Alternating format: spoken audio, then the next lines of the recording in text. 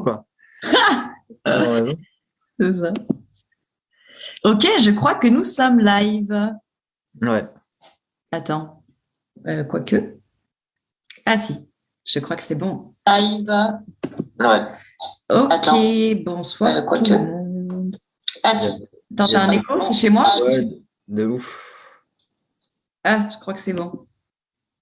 Live. Ouais. C'est chez toi aussi, non? Quoique. Moi, j'ai coupé le son chez moi. Ah oui, ok, ok. D'accord.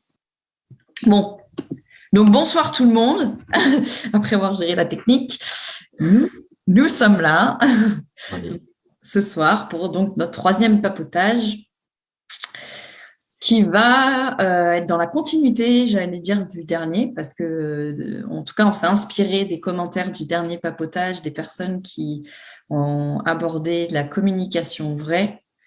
Attends, on avait parlé de quoi la semaine passée? Redis-moi. La congruence. Non, ça c'était le premier. Le cadre. On a Ah parlé du oui, oui, mais ça suivait le cadre, oui, tout oui, à c'est fait. ça. Ouais, on avait parlé du cadre dans la relation et effectivement, à un moment donné, je ne sais plus comment on en est arrivé à parler de. Bah ouais, parce que pour poser le cadre, il faut quand même communiquer. Et vaut mieux Oui. communiquer vrai, j'ai envie de dire. Parce que sinon, ça. Mais voilà, en tout cas, je sais que je parlais avec toi juste avant de choses que moi je vis en ce moment. Et tu vois, plus ça va et plus je me dis la communication vraie, ça suppose déjà quand même de déceler ses propres bullshit dans le sens où, en fait, si on se raconte des histoires à soi et on va en raconter à l'autre, et c'est là que du coup on devient instable, c'est-à-dire que bah, dès que du coup émotionnellement il y a des choses qui se passent, dès que je suis challengée, bah, en fait je remets tout en question, le cadre en fait ne tient plus. euh, Hmm. Parce que finalement, je me suis raconté que ouais, j'étais capable de faire ça, ou tu vois ce que je veux dire. En fait, ça passe quand même pour moi aussi dans une responsabilité d'aller débusquer nos propres histoires et nos propres bullshit, parce que sinon on les raconte à l'autre nécessairement en fait. Donc Ouais, ouais. ouais. Oui, on est dans. C'est le thème de la semaine. On est en plein dedans, hein. Surtout toi. C'est Mais oui, ça. mais en fait, le cadre, il évolue aussi. Oui, bien sûr qu'il évolue. Il reste pas figé, on est d'accord. On est d'accord. Mais pour Il moi, évolue aussi. ouais, pour moi, il évolue en co-création. En tout cas, dans ma vision du couple, parce que c'est vrai qu'il y a différents profils de personnes, tu vois. Et j'écoutais justement, bah, on parlait de Laurent Martinez juste avant, dans une vidéo qu'il faisait là, qui parlait des différents profils, c'est-à-dire tu as les dépendants, les interdépendants et les indépendants. Hmm. Et ben, du coup, moi, je suis plus en fonctionnement interdépendant, c'est-à-dire que moi, j'aime bien quand on co-crée, quand on est créatif à deux, que on prend les décisions à deux, qu'on crée le cadre à deux, donc il y a une collaboration et une co-création en fait. Et c'est sûr que, ben, par exemple, si toi, tu es dans une démarche comme ça, et que l'autre est dans une démarche d'indépendance, de chacun fait sa vie, chacun prend ses décisions, chacun fait ses trucs de son côté, ah bah c'est pas du tout pareil, tu vois. C'est pas Hmm. du tout la même dynamique. Et c'est vrai que moi, j'ai plus un côté interdépendant où, bah ouais, on crée le cadre à deux, on le modifie à deux si besoin, on en discute, enfin, tu vois, on crée ça ensemble, on le maintient ensemble, on s'y engage ensemble. Voilà, c'est plus ma vision, en tout cas, des choses. Alors, aujourd'hui. Du coup, comment t'expliques que des personnes sont prêtes à, quelque part, à nier leur nature Ouais. pour intégrer un couple? Ouais.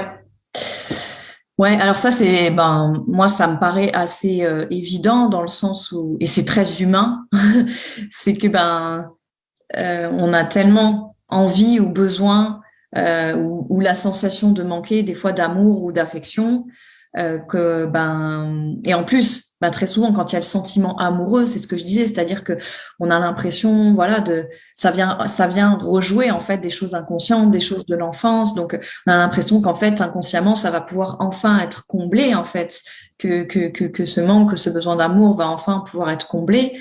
Donc du coup c'est humain, entre guillemets, on fait abstraction, pas abstraction du reste, et puis on se laisse porter par l'impulsion émotionnelle. Sachant que l'impulsion émotionnelle, elle est pas mal non plus, mais que si on prend que ça en considération et qu'on se limite que à ça, bah, il y a des chances que, comme je disais, on aille juste rejouer les schémas et rejouer les schémas, quoi. Et du coup, par rapport à ça, je me questionnais parce que Ouais, pour moi, le début d'une relation, c'est un moment stratégique. ouais, ok. Parce que dans le sens où on a tendance justement à éviter tous les sujets qu'il faudrait aller investir. Il faut absolument pas C'est éviter. ça. Tu vois, euh, Oui, on je a vois. tendance à éviter tous les sujets qui pourraient un peu fâcher ou quoi que ce soit, alors Ouais, que potentiellement, ça serait vraiment le bon moment justement pour aller questionner, meilleur. pour aller discuter de ça. Mais tellement, tellement. Et on évite le sujet justement parce que on a souvent cette peur consciente ou inconsciente de manquer ou de rater une opportunité, surtout si la personne en face nous plaît. Parce que en réalité, si tu poses sur la table que tu assumes, bah, ok, moi j'ai envie qu'on parle de ça, c'est toujours pareil. Si l'autre il se barre en courant, eh ben tant mieux, c'est que c'est pas la personne C'est avec ça. qui on va pouvoir être. Parce que la personne avec qui on va pouvoir être, c'est la personne quand on va lui dire ouais, pour moi c'est important de poser ça, on en parle, on va dire ah ouais, t'as raison, vas-y, on y va, let's go. Tu vois, c'est quand Ouais, même c'est ça. ben oui. Donc du coup, en fait, au final, effectivement, la plupart du temps, on est dans des habitudes où on essaie d'esquiver ce qu'on estime touchy parce qu'on veut garder l'amour, on veut garder l'attention, etc. Mais finalement, on passe à côté des vrais sujets qui sont fondamentaux à aborder au début d'une relation. C'est ça. Et même, j'ai envie de dire, même quand on est face à une personne qui a cheminé, qui a quand même posé de la conscience sur pas mal de ses mécanismes internes, Ouais. même ces personnes-là à qui bah, on débute la relation de manière consciente en disant, OK, ben moi, la relation, aujourd'hui, je la sens comme ça, j'ai envie d'aller vers ça, etc. Même Mmh. quand on est face à... On peut justement se retrouver face à des personnes qui, OK, sur le moment, se disent, OK, ben, peuvent se raconter l'histoire de, OK, ben, Se connaître mal. j'entends ce que tu me dis, j'ai envie d'aller là-dedans, ça a l'air Ouais. challengeant. Tu vois, il y a comme une espèce de négation teintée de conscience et de spiritualité qui dit que, OK, ben voilà, on est des gens qui communiquent, on voit nos Mmh. mécanismes, on se livre et tout, et puis OK, tu dis ça, c'est super. Ouais, je suis d'accord avec toi, je le sens bien, même si ça vient me challenger. Mais OK, bah, je suis prêt par amour. Tu vois, on retombe sur des mécanismes un peu hollywoodiens. Par Mmh. amour, je suis prêt cette fois-ci à me challenger parce que je sens que ça va m'élever en tant que personne. Tu vas aller me chercher dans mes zones d'ombre et j'adore ça, tu vois. Pour Ouais. finalement s'apercevoir que quelques mois, quelques années après, si on revient au réel, en fait, la personne au départ, elle s'est raconter des histoires parce que c'est pas ce qu'elle est, c'est pas ce qui l'anime. Et ça Oui, demande vraiment un vrai travail mmh. d'introspection. Et c'est pas évident parce que ce qu'il y a dans Oui. la balance, c'est quand même une relation potentielle avec une personne pour qui on a des sentiments. Mais oui, et oui, ça implique Tu du vois, psychique, de c'est hyper l'émotionnel, dur en fait, c'est de se tout dire, ça. OK, Ben oui. cette personne, elle m'attire, j'ai du désir pour elle. OK, on se connaît pas, donc clairement, le désir que j'ai pour cette personne, l'attirance, l'amour que je pourrais avoir pour cette personne que je connais depuis peu, il est basé sur des fantasmes. On est bien d'accord. Quand on Ben, ne sur connaît des pas la fantasmes, personne au début, on est et oui, amoureux de la projection qu'on fait d'elle. ça, je suis d'accord avec toi, mais c'est aussi de l'inconscient qui vient nous rappeler Ouais. des choses de C'est l'enfance. ça, bah oui, tout à fait. Et Ouais. c'est de se dire, OK, là, elle me propose un truc qui est challengeant, et il faudrait que je réussisse, tu vois, à avoir l'humilité de dire, OK, mais non. C'est Ouais. dur, mais non. Et qu'est-ce que tu pourrais te donner comme, à ce moment-là, comme conseil, comme tips aux personnes qui sont dans cette situation-là et qui ont du Mm. mal tu vois, qui Mm. préféraient dire, OK, mais l'amour peut peut-être, possiblement, m'aider à nous aider à surmonter ça, tu vois? Ouais. Moi, je crois que l'amour, c'est très puissant, que effectivement, ça peut soutenir beaucoup de choses, mais que ce n'est pas, on peut pas s'en remettre juste à l'amour pour construire une relation. En tout cas, mon expérience m'a prouvé qu'à chaque fois, euh, ben, on fait aussi une expérience humaine de deux êtres humains qui se rencontrent et que du coup, ben, peu importe, surtout si on parle de l'amour au sens où il est entendu habituellement, qui est le sentiment amoureux, qui n'est pour moi, encore une fois, souvent qu'un rappel au début de choses de l'enfance et de l'inconscient qui a l'impression qu'il retrouve enfin papa, maman. Donc en plus, même cette question de sentiment amoureux, c'est à distinguer pour moi de l'amour avec un grand A. Donc ça, c'est déjà la première chose. Et c'est intéressant, en tout cas, je sais pas si c'est ta question, mais je sais qu'on m'a posé une question similaire récemment. Une personne qui m'a dit, mais du coup, est-ce que ça veut dire que quand j'ai un sentiment amoureux et que j'ai beaucoup Hum, hum. d'émotions, je dois ne pas y aller? Je dis, ben non, ça ne veut pas dire ça. Ça veut dire par contre que ton sentiment, ces émotions-là très fortes, on dit les papillons dans le ventre et tout ça, ça t'indique que ça vient faire écho à des mémoires, ça vient faire écho à quelque chose en toi, qui est souvent inconscient d'ailleurs. Donc, ça ne veut pas dire que tu ne dois pas y aller. Au contraire, souvent, la vie est bien faite, on y va et du coup, ça va nous permettre de nous replanter dans le décor qu'on a besoin de régler, etc. Ça veut juste dire que si tu prends juste ça en considération et que tu ne fais pas ton choix depuis un espace de conscience, pour moi, la conscience, c'est ce qui englobe mes pensées, c'est ce qui englobe mes émotions, ce qui englobe mes sensations et ce qui englobe, on va dire, mon soi divin. Donc, qui englobe tout ça à la fois, qui n'est pas juste « oh, j'ai une pulsion émotionnelle, oh, j'ai une pulsion émotionnelle. » Non, mais c'est en fait, je prends conscience de l'ensemble de tout ce qui se passe.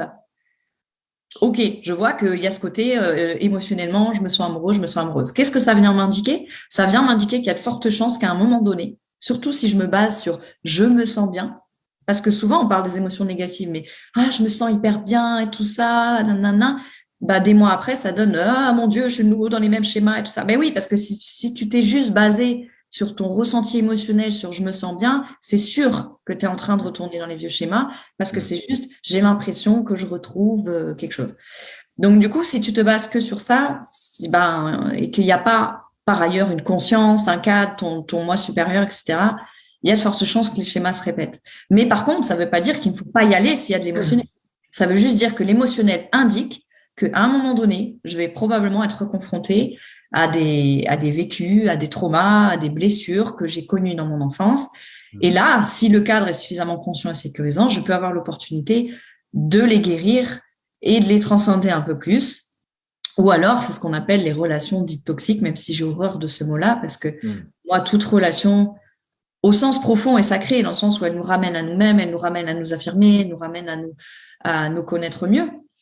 Mais c'est rien d'autre que des relations dans lesquelles, comme on est drivé en grande partie par notre inconscient, on va juste se retraumatiser et on va pas avoir conscience qu'on va reposer le décor et on se dit pas ah oui, ce sentiment amoureux, ça m'indique qu'à un moment donné, je vais recontacter des choses de mon enfance. Donc, quel cadre on met aussi pour accompagner ça, tu vois? Mais c'est une approche qui est totalement pas qui va à l'encontre et qui prend le contre-pied des trucs hollywoodiens. C'est ça, j'étais en train de réfléchir comment Hollywood va faire un film romantique avec ça, quoi. C'est mort. Ouais, c'est ça. Parce que, en fait, moi, ce que j'identifie, c'est deux niveaux. Enfin, pas deux niveaux, mais si deux niveaux de conscience. Le premier niveau de conscience, c'est de conscience, de ressenti, on va ressentir du coup les émotions parce que l'autre fait effectivement écho à quelque chose chez nous. Soit un bagage plus ou moins ancien, mais ça réveille quelque chose chez nous de la présence de l'autre. Ça peut réveiller des désirs, des pulsions et des envies pour cette personne-là. Et grosso modo, là, je n'aime pas faire des généralités, mais lâchons-nous, on s'en fout. Aujourd'hui, la conscience s'arrête à ce niveau-là, en fait. Oui, au niveau émotionnel souvent. C'est ça, exactement, le niveau émotionnel, pulsionnel et ressenti. Alors, ressenti, je ne sais pas ce que ça veut dire. Hein, j'ai mon cœur, j'ai des papillons, tu vois, c'est là, je sens que c'est là, tu vois, ça fait, quand je le vois, je me sens toute chose et tout ça, j'ai le poil et tout. Et ça, c'est des réactions physiques qui sont dues à des réactions internes plus profondes. Mais je te dirais même. J'ai l'impression qu'on s'arrête là. Et toute l'inconscient collectif, romantique, etc., est basé sur ça. En fait, le cinéma regorge d'exemples de ça et qui en fait montre en fait de façon humoriste ou plutôt dramatique des fois les conséquences en fait de ces situations pulsionnelles, de ces de ces décisions pulsionnelles. Oui. Et le deuxième step qui serait vraiment intéressant de connecter, c'est ce step-là de mettre en perspective les ressentis internes, les émotions que l'on ressent à ce moment-là, avec la réalité. Oui, mais c'est ça le truc en fait. Ça fait, tu vois, dit comme ça, c'est pas du tout romantique, gros. C'est pas du tout romantique. Alors là, C'est pas du tout Oui un... et non. En fait, tu vois, moi, je trouve que la beauté du truc, et alors je vois juste qu'il y a des commentaires. Bonsoir tout le monde. Je vois que Hello Adeline, bonsoir Sandrine, coucou Giorgio. Par les vraies conséquences directes d'être soi. Ouais, on va y revenir à ça. Euh, du coup, qu'est-ce que je voulais dire, c'est que... Attends, j'ai retrouvé mon fil parce que du coup, j'ai regardé les commentaires, ça m'a perturbé. Qu'est-ce que tu disais juste avant? Ah oui, voilà, ça y est, je sais. Que pour moi, c'est pas romantique, Réel. ça circule. Euh, C'était qu'en fait, pour moi, toute la beauté de la relation, c'est ce que je disais encore ce matin, un groupe que j'accompagne, toute la beauté de la relation, c'est de s'engager ensemble à la fois à se rapprocher du réel Mhm. et de ce qui est, tout en se servant de la perception qu'on a chacun du réel pour se rapprocher de soi et de sa propre subjectivité. Est-ce que Mhm. c'est, je ne sais pas si c'est clair ce que je dis, mais parce que le réel, c'est ce qui te ramène à ce qui est, c'est ce qui te ramène à l'être. Et la façon dont tu perçois le réel, c'est ce qui te ramène à ce que tu portes, c'est ce qui te ramène à ton humanité, c'est ce qui te rapporte à tout, voilà, tout ce que tu portes, tout ce qui compose ton humanité, en fait, à ton ego, à ta personnalité, à tes blessures, à tes espoirs. Et en fait, les deux ont du sens. Et je trouve que la relation, si on s'engage ensemble, en fait, à se rapprocher toujours plus de qui on est et donc à tendre vers le réel tout en considérant notre subjectivité, Mhm. ça devient une opportunité extraordinaire de se rencontrer, en fait. C'est hyper intéressant ce que tu dis. Et j'y perçois en fait les écueils de la plupart des relations en fait. Ah ouais, comment ça? Ben, par rapport à ce que tu dis, à quel moment les gens se trompent et, et créent eux-mêmes en fait des relations dysfonctionnelles entre Alors, tu vois, ces deux niveaux, la subjectivité et le réel. ouais, je dirais que dans l'absolu, moi, dans ma vision, personne ne se trompe. Mais ça, on va jouer sur les mots. Mais en tout cas, je comprends ta question. Je dirais que là où on va dire où ça commence à déraper, c'est quand on essaye de faire en sorte que le réel colle à ou se en fait qu'on n'arrive plus à voir le réel tellement on est pris dans notre subjectivité. Donc ça, c'est une première chose. Après, un autre écueil, ça peut être l'écueil inverse, c'est-à-dire que je suis tellement coupée de ma propre subjectivité, j'ai tellement de difficultés à connecter mes émotions, tout ce qui compose mon humanité et ma subjectivité, que bah, du coup, je m'accroche qu'au réel et je nie ma propre subjectivité. Donc, les deux écueils, ils sont là, en fait, pour moi, principalement. C'est-à-dire que c'est toujours les extrêmes. C'est-à-dire, chaque fois qu'on s'éloigne du centre, ben, voilà, on fait des mouvements comme ça. Donc, c'est soit, effectivement, j'ai d'abord ma perception et mon idée et mon fantasme et mes filtres et je veux absolument que la réalité colle ou j'essaye de faire fitter la réalité avec ma perception, ce qui ne marche évidemment jamais. Soit au contraire, je suis complètement coupée de... C'est pas vrai. En Corée du Nord, ça marche, hein. Euh, et, Pardon. et en fait, et de l'autre côté, ça peut être, ben, alors c'est marrant parce que tu vois, je me dis, ça peut être du coup l'écueil de, ben, ok, je vais revenir toujours à quelque chose de pragmatique, mais je suis coupée justement de mes filtres émotionnels et je suis coupée de à quoi ça me renvoie de ma propre subjectivité, Ouais. tu vois.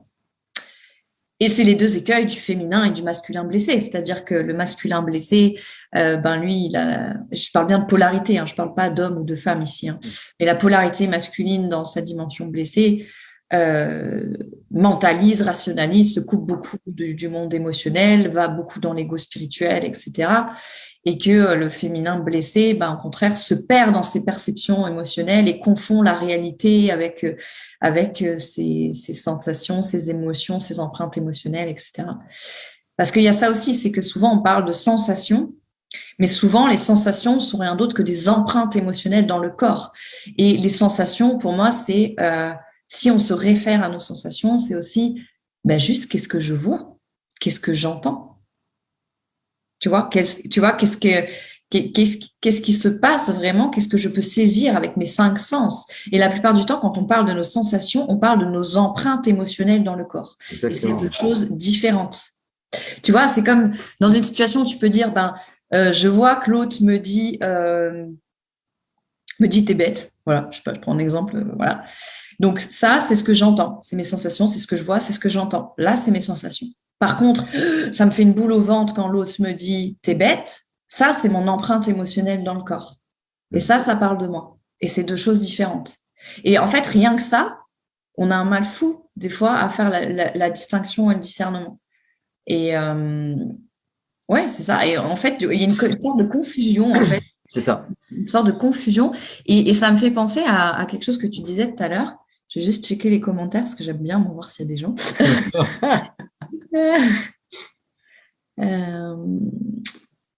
Ok. Bon, en tout cas, si tu veux me lire les questions, c'est cool. Moi, j'aime bien. Du coup, je vais juste rester sur mon fil parce que, oui, la communication vraie. Donc, je commençais en disant que ça suppose par se connaître soi. Parce que, par exemple, moi, ça m'arrive fréquemment d'entrer en relation avec des hommes qui se connaissaient pas vraiment, qui étaient un peu indéterminés, ou qui savaient pas trop où est-ce qu'ils allaient et tout ça. Et même si moi je savais ce que je voulais, il y a une partie de moi qui voulait tellement de l'amour que je me disais bon ok, on va y aller et puis on verra ce qui se passe. Et des fois je leur en voulais beaucoup parce que des fois ou même je les rencontrais et ils étaient convaincus, ils me disaient oui moi je veux ça aussi, je veux ça aussi, je veux ça aussi. Et eux-mêmes ils y croyaient. Tu vois, sauf qu'avec le temps, ils découvraient non, en fait, je me connaissais mal, c'était pas vraiment ce que je veux, et ils changeaient d'avis toutes les 2 minutes. Et je me disais, et je leur en voulais parce que je me disais, mais ils m'ont promis quelque chose au départ parce qu'ils se connaissaient mal, tu vois, et au final, ils reviennent dessus parce qu'ils n'avaient pas fait le travail pour se connaître bien et suffisamment eux-mêmes. Parce que pour moi, quand tu te connais suffisamment, quand tu es vraiment dans tes aspirations profondes, à mon sens, ça change pas toutes les 4 matins. Si ça change d'une semaine à l'autre, c'est que là, non, mais il y a forcément, s'il y a de l'incohérence comme ça d'une semaine à l'autre, il y a forcément. Oui, d'une semaine à l'autre, oui, effectivement. Oui, non, mais tu vois ce que je veux dire. Parce que pour moi, si tu passes du tout au tout en l'espace de très peu de temps, il y a forcément quelque chose. Il y a forcément une blessure, ton ego qui vient souder quelque part. Mais du coup, des fois, je leur en voulais. Je me disais, mais à un moment donné, je me suis rendu compte, je me suis dit, mais pourquoi tu continues, en fait, toi, parce que tu as quand même la clarté. Tu vois quand même quand l'autre, il se connaît pas bien. Tu as quand même des signaux, puis tu es capable de le voir. Donc, pourquoi toi, tu y vas quand même? Qu'est-ce que ça dit de toi? Pourquoi toi, tu y vas quand même? Tu vois? Et ça me faisait chier d'aller voir ça, parce que tu sais, c'est plus facile de dire ouais, mais l'autre, il se connaît pas, alors que moi, j'avais assumé mon truc. Et tu vois, que de dire ouais, mais moi, en fait, si je suis honnête avec moi-même, il y avait des signaux quand même qui me montraient que peut-être ils se connaissaient pas bien ou qu'ils croyaient se connaître, mais pas tant que ça, etc. Tu vois. Donc, comme je dis tout le temps, on sait. En fait, la plupart du temps, on sait. C'est tout le temps. Après, c'est juste d'avoir le courage de regarder la réalité de ce qui se passe en face et la réalité de ce qui se passe aussi en nous, en face. Parce qu'on sait tout le temps ce qu'il faut faire, on sait tout le temps ce qu'il y a à décider. En fait, le truc, c'est juste de prendre le courage de l'assumer et de l'acter. Mais moi, je suis persuadée que on sait toujours. Tu vois. Et c'est d'ailleurs, chaque fois que j'accompagne des gens, je leur dis, ok, si tu sais, et si tu es dans ta puissance, là, tu fais quoi? Alors, des fois, ils me disent, je sais pas. Non, mais ce qui est normal, tu vois. Et puis en fait, ça coule de source. Je dis oui, mais si tu sais, tu vois. Et tu sais toujours, c'est juste que la réponse, elle te fait fucking peur, en fait. Te fait juste trop peur, tu vois. Tu dis, c'est vraiment ça, en fait, que c'est vraiment ça que ça me demande de faire. Ben oui, tu le sais, en fait. Tu le sais. C'est juste, ça demande le courage d'écouter, en fait.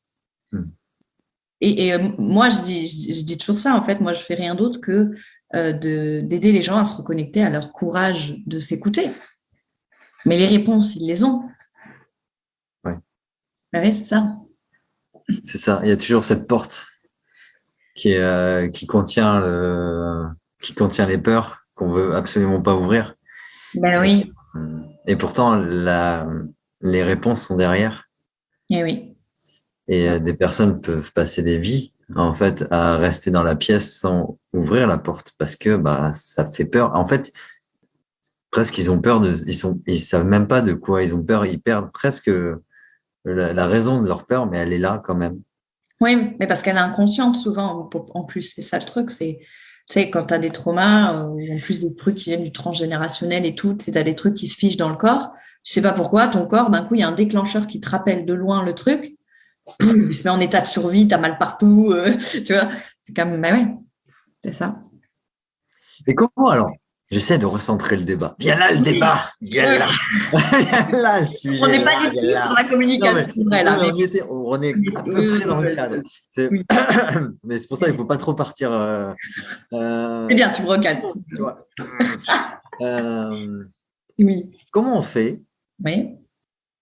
dans le début d'une relation? Je sais pas, par exemple, bah, une personne rencontre une autre personne. Hum, On sent il y a cette alchimie hum, inconsciente qui fait qu'ils sont attirés mutuellement, ou en tout cas, il y a un intérêt réciproque. ouais. Euh, Quels seraient selon toi je sais pas moi, les sujets à aborder, tiens, ouais, pourquoi pas. Allons par là, ça a l'air Ouais, ludique. ouais, Quels ouais, seraient ouais. les sujets à aborder qui seraient vraiment intéressants d'aborder au-delà de tu fais quoi dans la vie, est-ce que tu es saine d'esprit, est-ce que tu votes FN, est-ce que tu voteras Macron, ce genre de trucs, tu vois, qui sont Oui. disqualifiants, évidemment. Non, je déconne. Non, mais c'est très intéressant ta question, j'adore, je te remercie de la poser. Et alors, je vais peut-être passer pour une grosse tarée, mais enfin, c'est pas grave. On a l'habitude. Et on est entre nous. On est entre nous. En fait, je te dirais qu'il y a beaucoup de sujets à aborder, à mon sens. En tout cas, si on est dans une intention de construire réellement quelque chose, si on veut juste tirer un coup, bon, c'est sûr qu'on n'a pas besoin de se demander 12 000 trucs. Donc, ça dépend de l'intention de départ, déjà. Donc, mais si, en tout cas, on part sur le fait d'avoir une intention de construire une relation pérenne, de collaboration, etc. Pour moi, il y a des sujets qui devraient être systématiquement abordés. C'est justement la structure de couple. C'est-à-dire, est-ce que on est exclusif? Est-ce qu'on est polyamoureux? Est-ce qu'on est libertin? Est-ce que c'est quoi, en fait, la structure du couple? Ça ne veut pas dire qu'elle ne peut pas changer. Ça veut dire qu'on est très au clair sur qu'est-ce que c'est. Et la plupart du temps, déjà ça, il y a plein de gens, ils ne savent pas. Ou alors, ils veulent bien ou ils répondent à des conditionnements, mais ils ne se connaissent pas non plus assez pour savoir, moi, aujourd'hui. Et c'est pour ça que j'invite toujours les personnes à se positionner d'abord en amont, avant de discuter avec l'autre, peu importe ce que l'autre il veut, dans quoi il s'engage. Toi, dans quoi tu t'engages? De toi à toi. Et après, tu vas voir avec l'autre. Mais toi, sois au clair avec ce sur quoi tu t'engages. Parce que si toi, déjà, tu n'es pas au clair avec ce sur quoi tu t'engages, si l'autre, il te dit, ah oui, moi, je veux un truc, puis que toi, ça te convient peut-être pas, mais que tu sais pas trop, tu vas dire, ah ouais, ben, on peut faire ça, tu vois. Bon, après, c'est toujours intéressant parce que ça amène des expériences.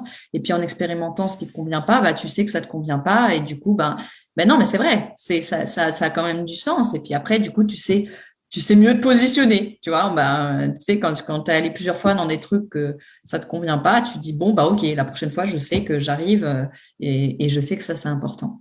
Donc, pour ce qui concerne les fondamentaux comme la structure du couple, pour moi, ça devrait être systématiquement abordé et abordé de manière très claire, de manière très précise. C'est qu'est-ce que c'est pour moi l'exclusivité? Qu'est-ce que ça veut dire? Qu'est-ce que ça implique? Quelle est ma vision de ça?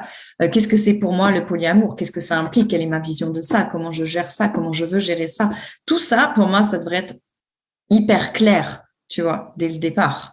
Après, tu vois, je parlais là d'une conférence que j'écoutais, les fameux profils dépendants, interdépendants, indépendants. On devrait poser ça dès le départ aussi. Est-ce que ma vision du couple, c'est chacun fait sa vie et chacun prend ses Hmm. décisions et voilà. Ou alors, est-ce qu'on co-crée ensemble et comment ça se manifeste? Ou alors, est-ce qu'on veut être collés l'un à l'autre et pourquoi pas? Encore une fois, je le disais encore ce matin à un groupe, il n'y a pas de tabou avec le fait de dire on veut une relation de dépendant. C'est OK, on s'en Hmm. fout parce qu'il y a cette espèce de jugement spirituel qui dit oui, mais voilà, faut être détaché, l'amour inconditionnel.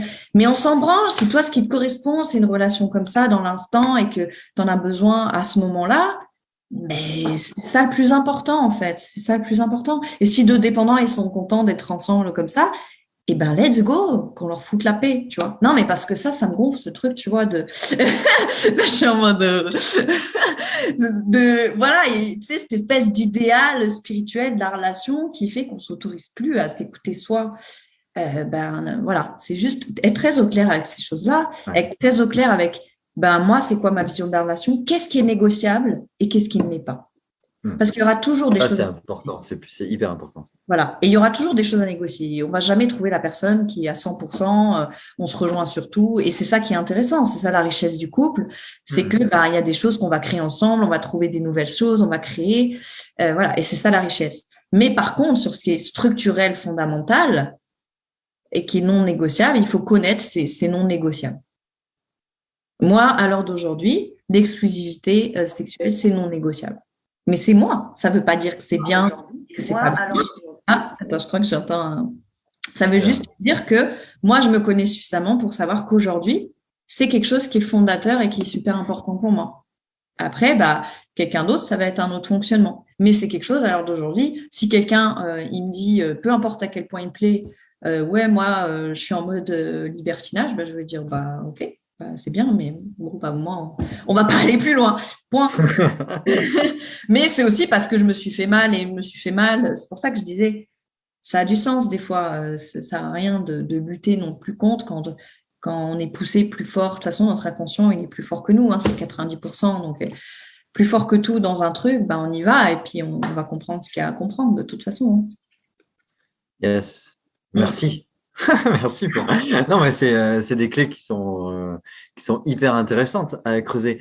Je me posais la question de... Justement, en t'écoutant, et oui, c'est hyper important d'aller investiguer ces parties-là. Ouais. Mais justement, des personnes qui ont relativement conscience de ce qui est bon pour eux, mais qui vont le nier,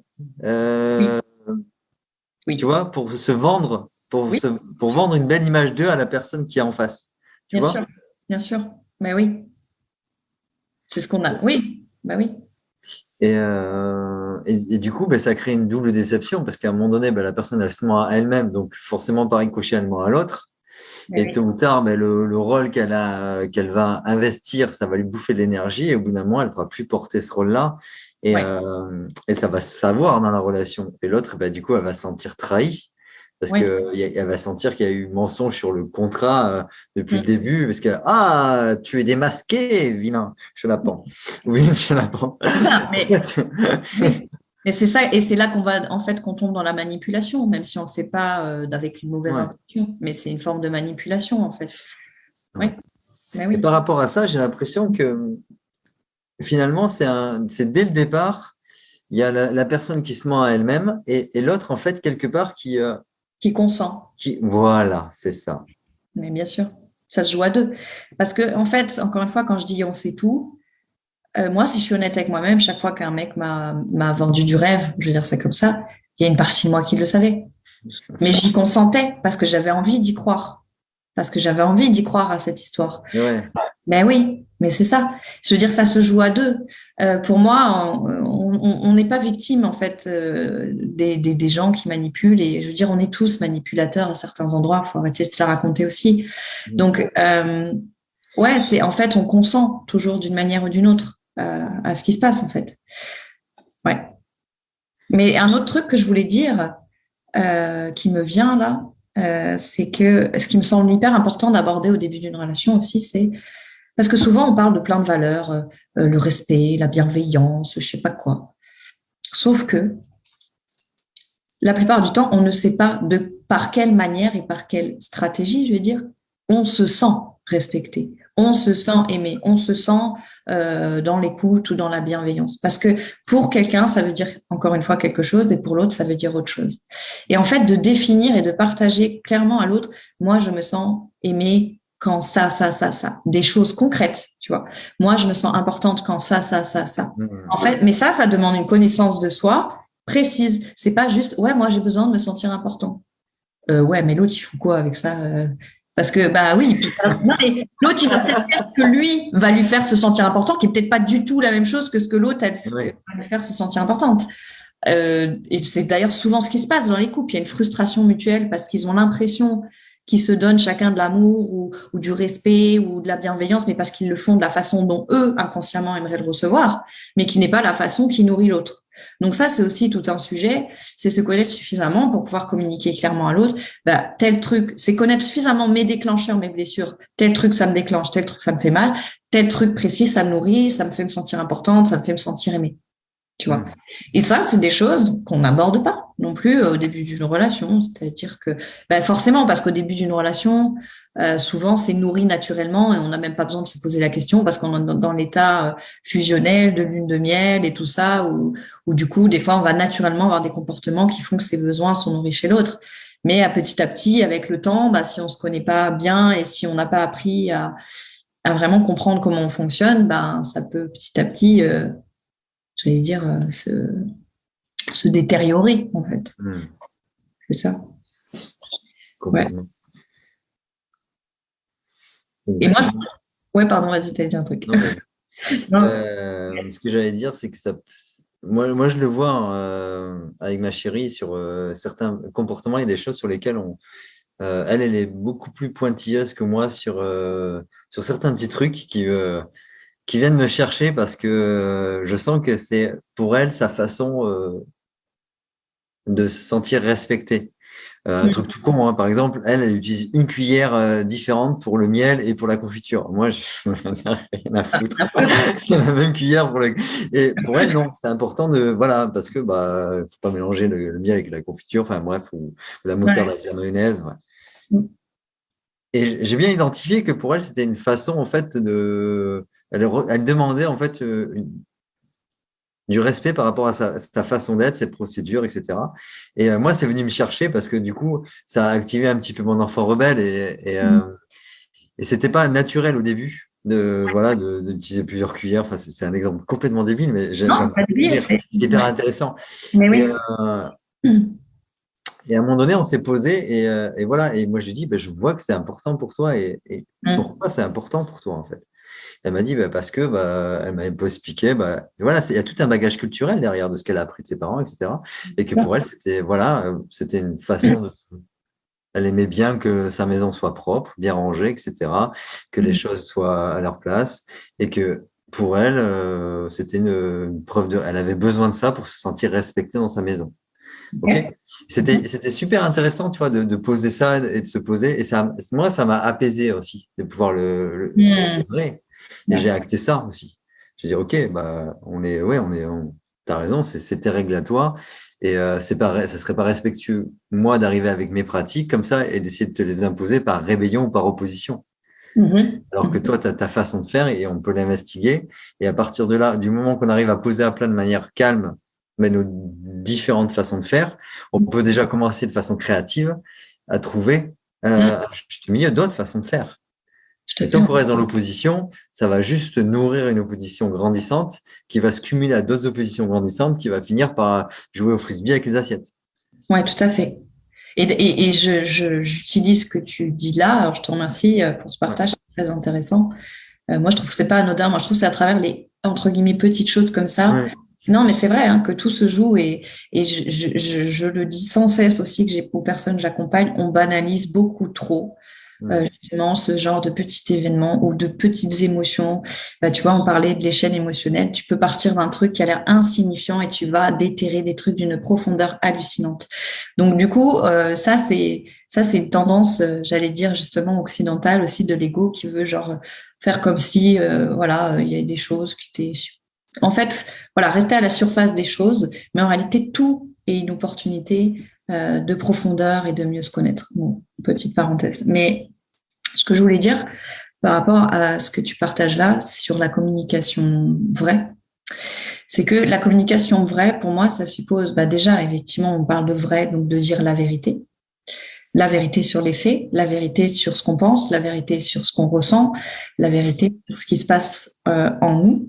Que ce soit les pensées, les émotions, les sensations, donc dire ce qu'il en est en fait. Et quand je dis dire ce qu'il en est, ça ne veut pas dire parce que dire la vérité, il y a une infinité de façons de formuler la vérité. Je veux dire, il y a une infinité de phrases possibles, littéralement parlant, tu vois. Donc après, c'est aussi justement être très au clair avec soi. Euh, Parce que pour moi, la vérité, elle est aussi là dans depuis quel espace je me positionne. Parce que tu te disais toi-même, si ça s'affronte, si on est d'ego à ego, tu vois, on est nécessairement dans la manipulation, on est nécessairement dans un espace de malhonnêteté où on va essayer de pas trop assumer, de pas trop dire à l'autre, ou de dire à moitié, ou quand l'autre il va nous mettre face à une incohérence, de faire comme si c'était pas le cas. Ou, tu vois ce que je veux dire? Enfin, on va rentrer dans toutes ces manipulations-là.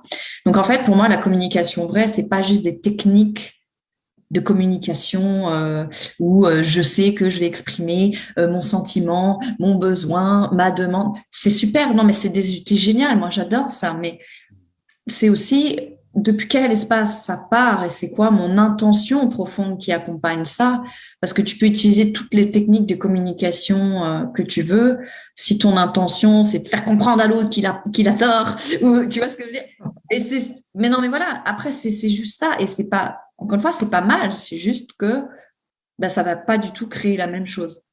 Donc Ouais. une communication vraie, et c'est une communication vraie, c'est aussi avoir la conscience que j'ai un inconscient. Donc, il y a des choses que je ne sais pas sur moi-même, il y a des choses que je ne sais pas sur l'autre, et il y a des choses sur lesquelles je me mens. C'est forcé. Il y a des choses que je ne sais pas encore.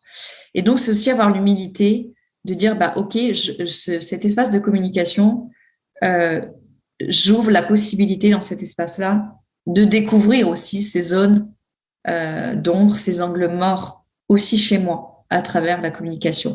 Mais là, ça suppose qu'il y ait une intention mutuelle, évidemment, de découvrir justement cette vérité en ce qui concerne l'un et l'autre. Parce que souvent, on entre en communication avec l'intention euh, de faire entendre, de faire savoir, en fait, notre vérité à l'autre. C'est important aussi, bien évidemment, de s'affirmer ou de s'assumer. Voilà. Mais en même temps, on n'entre pas avec j'allais dire, l'enthousiasme aventurier de découvrir nos propres, euh, nos propres angles morts. Mais ce qui est Mhm. normal, parce que, ben, évidemment, toujours pareil, l'ego, il veut pas qu'on le débusque, en fait. Il veut pas qu'on le voit. C'est comme s'il est pris en flagrant délit, que l'autre, il nous met face à une incohérence. Ah merde! Ah, non, non, non, c'est pas vrai, je ne fais pas ça. Non, non. Non, mais voilà, c'est humain. Mais pour moi, ça suppose ça, en fait. La communication vraie, c'est une communication euh, qui, qui te fout à poil, en fait, littéralement, en fait. C'est vraiment ça. Et qui se met au service de la vérité, donc la vérité des faits, la vérité de chacun. Et ouais, c'est ça. Ouais. Attends, j'ai juste regardé, je vois que Richard, il avait mis un truc. Euh, C'est tout, à, tout à fait. Ouais, merci. Mais certaines personnes, c'est lent tellement qu'elles ne sont même pas capables de cette franchise car elles vivent dans un monde de mensonges. Ouais, ben, j'ai envie de dire, oui, ouais, je comprends. Mais à ce moment-là, ben, juste ces personnes-là, enfin, moi, je te dirais, si pour toi l'intégrité, c'est important, la communication vraie, ben, bah, tu les fréquentes pas, ou en tout cas, tu noues pas des relations avec ces personnes-là. Tu peux les côtoyer comme ça, mais si tu sais que ben, ils sont dans cette dynamique-là, tu sais que tu vas pas pouvoir construire quelque chose de plus profond, de plus. Franchement, moi, je pense pas qu'on puisse construire de toute façon quoi que ce soit de profond sans intégrité, sans authenticité, sans communication vraie et sans humilité. Ça me semble absolument impossible. Donc, tu as le droit, toi, de dire, ben, je vais pas là, quoi. Mais je sais que c'est pas forcément évident parce que des fois, on a des injonctions, des obligations, surtout quand ça concerne la famille. Là où on perd notre souveraineté, c'est souvent là, d'ailleurs. Et on ne s'autorise pas à définir bah, quelle est la place que moi je choisis de donner à cette personne. Pas qu'est-ce que la société ou les conditionnements me disent que cette personne devrait être. Parce que des fois, on entend des trucs genre, oui, mais c'est ton père, c'est ta mère, tu ne peux pas ne plus le considérer comme tel. Et là, justement, je bossais sur la sémantique avec un coach qui m'accompagne en ce moment. Il m'a dit, mais pour Vas-y. toi, c'est ton père ou c'est ton géniteur? Tu as le droit de choisir, en fait. Non pas dans le sens de rejeter l'autre ou quoi, mais dans le sens de, toi, c'est quoi ta vision d'un père et est-ce que c'est cohérent? Parce que sinon, chaque fois que tu dis papa et que pour toi, c'est pas un papa dans ta vision de ce que c'est un papa, tu te crées une dissonance cognitive à l'intérieur. Et tu es en droit de décider qui c'est ma famille. On dit on choisit pas sa famille, mais en fait, quand on est grand, adulte, mature, on peut décider, ben, cette personne, c'est un frère pour moi, cette personne, c'est comme un père pour moi. Donc, je l'appelle comme tel, je le nomme comme c'est cohérent pour moi à l'intérieur, en fait. Et on ne s'autorise pas ça, la plupart Mhm. du temps. On est tellement genre, attends, la famille, ça reste ton père, ça reste ta mère, ça reste ton frère. Tu sais, une espèce de truc sacralisé autour de ça. Alors, je dis pas qu'il faut renier la famille ou je sais pas quoi. Je dis juste d'être souverain et de s'autoriser à être cohérent entre notre vérité intérieure et ce qu'on dit. Hein. C'est aussi ça la communication vraie. Parce que là, on est sur le thème.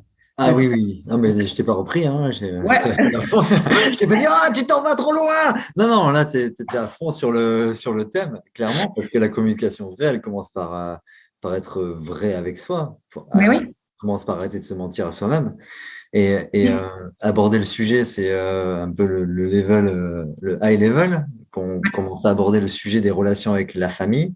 Parce que tu as raison, il y a rien qui nous oblige, à part un conditionnement culturel, de considérer une personne à un autre niveau qu'une autre sous prétexte qu'il y a des liens de sang. C'est juste du conditionnement. Ouais, bah après, je sais pas si c'est juste du conditionnement, mais en tout cas, on est en droit Ah de oui, on est en choisir droit. en conscience. Est-ce que cette personne, pour moi, c'est une mère, un frère, ou est-ce que dans ma vision de ce que c'est un frère, il se comporte pas comme tel, et donc ben, je suis en droit de considérer que ce n'en est pas un? C'est Même ça. si biologiquement parlant, évidemment, il ne s'agit pas de nier les faits que Non, non, biologiquement mais ça, c'est parlant, des il y a faits toujours un lien biologiques. de paternité, tu vois. Mais est-ce que dans mon langage, dans ma communication, je suis en cohérence entre l'intérieur et l'extérieur? Oui, et ça revient exactement à ce que tu disais sur la description de la relation et de ce on veut y mettre. Ben C'est, oui. OK, ça, c'est un frère. Je considère comme un frère parce que moi, j'ai une définition bien particulière de ce qu'est un frère, et il a coché toutes les cases. Donc pour moi, ça, c'est un frère. Lien biologique ou pas. Cette personne-là, bah, il y a des liens biologiques. Elle est censée avoir ce rôle-là, culturellement, sociétalement, sauf qu'elle coche aucune des cases. Donc non. Ben après, je sais pas si c'est qu'une. Mais ouais, j'entends ce que tu dis. Non, mais c'est, j'image. Et Ouais, c'est ouais, pareil bien sûr. pour le couple. En fait, si je reprends ce que Oui, tu me dis, mais oui. bah, quand je rencontre quelqu'un, si je suis complètement honnête avec moi, j'ai Mm. des attentes bien particulières dans la relation. Et si je suis vraiment transparent avec l'autre et que je vois que elle, bah, la personne ne va pas dans le même sens que moi, ne voit pas la relation dans le même sens que moi, Mhm. bah, malgré toute l'affection et l'amour que je peux avoir pour elle, à un moment donné, il faut que je sois honnête avec moi. Je sais que je vais dans le mur. Oui, et puis c'est aussi dire, bah, si tu dis je suis en couple dans une situation où tu sais très bien que tu n'es pas vraiment en couple ou que ça ne correspond pas à ta vision de ce que c'est un couple, ça crée aussi de la dissonance. C'est ça. Ouais, exactement. Exactement. Et ça peut créer, ça te fait rentrer dans des boucles relationnelles ou dans des schémas dysfonctionnels de, OK, ben, je prends sur moi, mais du coup, je lui reproche ça parce que j'aimerais qu'elle change, etc., etc. On commence à rentrer vraiment Mm. dans un conflit où on peut avoir envie de faire changer l'autre ou de se forcer à changer, mais du Mm. coup, on va lui en vouloir. Mais si on change, il faut qu'elle gagne une rétribution. Enfin, ça devient une usine à gaz qui, à un moment donné, va péter. Oui, je vois. Ouais, tout à fait, ouais. C'est ça. Mais c'est ça, en fait. C'est finalement, si par exemple, effectivement, je dis que je suis en couple avec quelqu'un alors que ben, ce qu'on vit, ce n'est pas du tout ma perception du couple ou ce qui vibre en moi comme qu'est-ce que c'est un couple, ben, ça, voilà, ça crée une forme de dissonance, d'incongruence, en fait. On parlait de la congruence au premier papotage. Ouais. Ben, ça crée une forme d'incongruence, en fait. Euh, ouais, c'est ça. Et, Qui fait souffrir, en fait. Ouais, vas-y. ouais, et là, il me viendrait un truc parce qu'on se rapproche tranquillement de la fin du papotage. Ouais, Et, on a pris un peu de rap parce qu'on a commencé un peu en retard. on est d'accord. Il me vient un truc là, et j'ai envie de te demander, Ouais. c'est dans le couple, alors je sais pas si c'est au début de la relation ou dans la relation ou autre, quelle Mhm. serait pour toi la question à poser qui serait vraiment, on peut pas passer à côté de poser cette question. Ou alors c'est que vraiment on est en train de se mentir à soi. Ouais. La question qui me vient, alors je ne sais pas pourquoi Ouais, mais je sais, je me dis, ah, il y a un truc. c'est ça qui me vient. ça me semble fondamental, je ne sais pas pourquoi, ce serait euh, comment tu prends soin de toi et de la relation quand tu es déclenché. Ok, mais ça demande quand même que l'autre soit un petit peu quand même, qu'il fait un petit peu de chemin sur lui-même quand Oui, même. tout à fait. Ok. Et pour les personnes, comment tu pourrais la traduire pour des personnes un peu moins initiées? Ouais. Alors, ouais, tu peux le dire de plein de façons, mais comment tu gères ou comment tu réagis quand tu es blessé ou quand tu n'es pas d'accord. Enfin, tu vois, en fait, c'est comment tu te drives toi face à tes émotions, en fait. Comment tu te drives quand c'est challengeant, en fait. Hmm. Quitter toi face au challenge. Hmm. Mais Ça- bien, cette question. Quitter-toi quand tu es challenger, quitter-toi face au challenge de la vie. Et ouais. Ok. Hmm. C'est tellement important parce que si tu poses cette question à quelqu'un, bah, tu sais, tu as une réponse déjà sur bah, c'est qui cette personne face au challenge du couple aussi, parce qu'il y en aura forcément. Il y en aura Hmm. forcément. Parce que si la personne, tu vois, tu peux même lui poser une question précise, genre, est-ce que tu peux me parler d'un challenge que tu as vécu dans ta vie? OK. Comment t'as réagi? Qu'est-ce que tu as fait? Tu vois, tu n'es même pas obligé de poser la question directement. Si la personne te parle de ce qu'elle a fait, et tu vois, tu peux déjà avoir des éléments de réponse, en fait. S'il te dit, ah bah j'ai fui en courant, parce que Mais c'était un lion. bon, voilà. En tout cas, je ne sais pas pourquoi c'est ça qui est venu, en tout cas, quand tu m'as posé Excellent. la question. Donc, J'aime beaucoup là comment tu prends tes décisions quand t'es déclenché. Elle est belle cette phrase. Elle est belle cette question. ouais. Mais Comment tu prends soin de tes décisions? Comment tu prends tes décisions? Comment tu prends soin de la relation quand tu es déclenché? ouais. Et soin de toi aussi, parce que Hmm. c'est important aussi. C'est comment tu t'occupes de toi quand tu es activé, quand tu es déclenché. Ouais. Top. Yes. Attends, je regarde. Ouais. Tout à fait. Non, non, ça j'avais vu. Se mente, ne se mente pas, c'est. Attends, je suis pas sûre d'avoir compris là. Attends, voir. Je suis d'accord avec toi, Sarah. Merci pour ton retour. Ok. L'homme est mené par le challenge. Ok. Quand tu dis l'homme est mené par le challenge, Richard, je suis pas sûre de saisir. Est-ce que tu veux dire que les hommes, ils aiment bien qu'on les challenge? Est-ce que c'est ça? L'homme au sens masculin ou l'homme de manière générale aussi? Ouais, bah, je propose qu'on ouvre un petit espace s'il y a des questions. S'il y en a Ouais, pas, bien sûr. on arrêtera. Mais s'il y a des questions, des partages ou vous avez envie ouais, de nous demander quelque chose, voire de nous soumettre des, des thèmes ou des choses dont vous aimeriez qu'on parle les prochaines fois. Là, aujourd'hui, moi, je suis arrivée aujourd'hui, je disais à Sylvain, j'étais vraiment pas dans mon assiette au départ, puis pas mal fatiguée. Et puis, bon, finalement, j'aurais pu continuer pendant encore longtemps, mais voilà, en tout cas, moi, je suis ouverte à prendre vos questions s'il y en a. Tu dis, car tu as parlé de challenge et je te dis que l'homme, donc masculin à ma connaissance, est mené par le challenge. D'accord, ok. Ouais, donc là, tu parlais bien au niveau masculin, donc que les hommes, toi, dans ce que tu observes, ils aiment bien le challenge. Ouais, c'est possible. Donc, en tout cas, tu parlais bien au niveau masculin. Il y a un truc qui s'appelle, comment ça s'appelle? En gros, de ce que j'en ai compris, hein, parce que j'avais pris. Alors, c'est très marrant parce que moi, j'ai une tendance à dire que les love coach, c'est une catastrophe. Et je pense que c'est souvent une catastrophe. C'est-à-dire que souvent, en fait, ils vont inciter à aller dans des manipulations, des jeux de séduction, dans des trucs justement pas clairs, pas vrais, où tu joues sur les systèmes relationnels, tout ça. Bon, donc des jeux de pouvoir, en fait. Donc oui, ça marche. Tu peux obtenir un certain nombre de choses avec des jeux de pouvoir. Mais bon, c'est pas cohérent si tu veux une relation vraiment saine et, à mon sens, vraiment pérenne et solide. Donc après, c'est toujours une question de priorité. Et encore une fois, si tu veux juste tirer un coup, ça marche. Ou si tu veux une relation, mais qui, voilà, qui est peut-être pas hyper nourrissante, pourquoi pas. Mais justement, à une époque, je recevais je sais pas, j'étais dans la mailing list d'un gars qui proposait des accompagnements. Un jour, il a proposé un truc, je sais pas, ça coûtait pas grand-chose. J'ai dit, ben, tiens, par curiosité, je vais regarder, je vais acheter ce truc, voir, me faire une idée vraiment de qu'est-ce que c'est dans les coulisses, tu vois. Parce que j'avais déjà, on va dire, quand même un a priori, mais je me suis dit, je vais pas rester sur mon a priori, je vais aller regarder, peut-être je vais apprendre des choses. Et c'est sûr que, bon, il y a plein de trucs très douteux où ça joue sur les blessures et machin, enfin, tout ce que je vous dis là. Mais en tout cas, j'ai retenu quand même une chose qui était intéressante, c'est que euh, il disait que l'homme a besoin profondément de se sentir le héros de sa femme, Mhm. qu'il en soit conscient ou non. Alors lui, après, il donnait toutes sortes de techniques, évidemment, pour que tu fasses sentir à ton homme que c'est ton héros, mais que, en tout cas, je pense que cet aspect de challenge, de relever une quête, ce côté chevaleresque, en fait, aussi, c'est effectivement quelque chose qui est présent dans la dimension masculine. Mais bon, bah, ça, c'est un autre sujet, mais je trouve ça intéressant.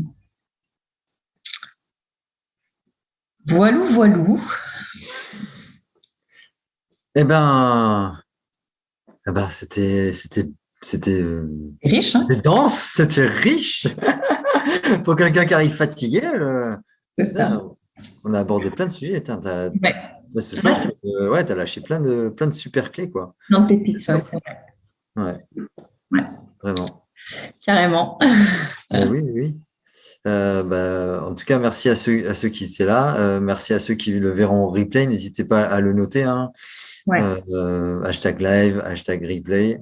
voilà. Notez les trucs qui vous ont le plus parlé. Si vous avez des questions, bah, n'hésitez pas à les poser dans les Hmm. commentaires. On y reprendra au fur et à mesure dans les prochains jours, bien évidemment. Ça reste interactif. Et, euh, Hmm. et waouh, bah, on a, ouais. Hein, c'était J'avoue que c'était une super session, quoi. ouais, carrément, j'ai adoré Peut-être aussi. que du coup, comme c'est cadré, que tu sais que t'as qu'une heure, et t'es focus à fond, j'adore. J'y vais. Ah, Non, mais mais c'est c'est top. vrai, ouais, pour moi aussi, c'était super chouette. Et puis, bah, merci aux personnes qui réagissent, qui partagent. C'est aussi que bah, ça vient aussi nourrir aussi le truc et ça me donne encore plus envie de vous donner de la valeur. Ouais. En fait, c'est ça aussi, c'est plus vous êtes là, plus vous êtes engagé aussi, plus voilà, vous me faites savoir aussi que ça fait du sens, vous posez des questions, bah, plus moi j'ai envie de vous donner de la valeur aussi. C'est aussi un échange. Et donc, ben, allez-y, quoi, lâchez-vous quand vous avez des partages, des réactions, ça vient vraiment nourrir le truc. Et c'est ça, moi après je suis à fond, je dis ok, je vais leur donner. Donc, c'est ça. Mm. Ok, Bon, super. Moi, je vais devoir filer. yes. Et ben, donc, ben, de toute façon, on vous redit pour le thème du prochain papotage. Donc, il y aura Oui, le vendredi à 18h. exactement. On vous tient au courant. On n'a pas encore défini ensemble, donc on vous dit Ouais, prochainement. top. Bonne soirée tout le monde. Bonne Et soirée à tous. bisous. Ciao, ciao.